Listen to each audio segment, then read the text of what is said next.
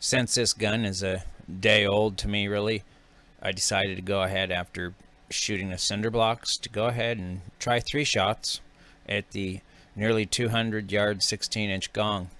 I only aimed about 1.5 feet above them, and well, the grouping isn't there, but the fact I hit it with this brand new gun, I'm just fine with that. This is at 4,000 psi and it's at approximately 190 yards. I have no idea where it's going to hit. I've never even shot it this far. This is the 4.57 with a 4.58 in this Challenger bullpup. Voila! That's the first time I ever done that. Whoops. Sorry guys, I was talking to somebody.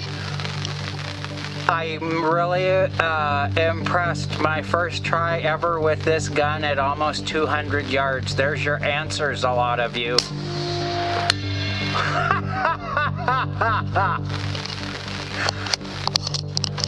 Okay, I haven't even had this gun 2 days and I'm already doing this. I'll be making some groups in that sucker here within a week.